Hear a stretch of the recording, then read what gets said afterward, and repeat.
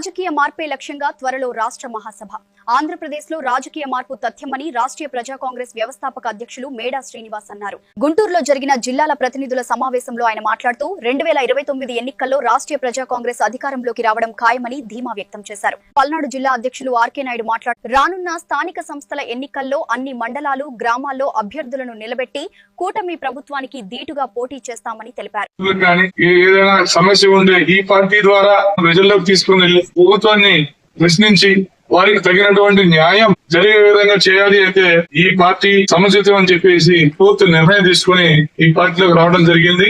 అదే దిశగా ప్రయాణం చేస్తా ఉన్నాము. రేపు రాబోయే రోజుల్లో కొద్ది రోజుల్లో 1 నెల రోజులు కావచ్చు, 2 నెలల లోపు మనకి రాష్ట్రంలో మున్సిపాలిటీలు గాని పంచాయతీలు గాని జరిగిపోయే పరిస్థితులు చాలా త్వరగా ఉన్నాయి. ఇట్లా పెట్టుకుని మా పల్నాడు జిల్లా నుంచి వీలైనంతగా జెడ్పీటీసీలు గాని సర్పంచులుగా గాని నిలబెట్టి పార్టీకి ఎస్టాబ్లిష్మెంట్ చేయడం కోసం పార్టీ అధ్యక్షుల వారితో మళ్ళీ ఒకసారి మాట్లాడి ఎటువంటి కార్యాచరణ చేస్తే మన పార్టీకి మంచి ఓటింగ్ రావాలి, అదే విధంగా మంచి పరిణామాలతోటి రావాలని చెప్పేసి కార్యాచరణ చేయాలనుకుంటున్నాము. అలాగే ఇందాక సారన్న గ్రామ స్థాయి నుంచి కనుక మనం సర్పంచ్ గా, జెడ్పీటీసీలుగా, ఎంపీటీసీలుగా తెచ్చుకోగలిగితే ఖచ్చితంగా చట్టసభలకి వెళ్లే అర్హత మనం ఈ సందర్భంగా ఉంటుంది.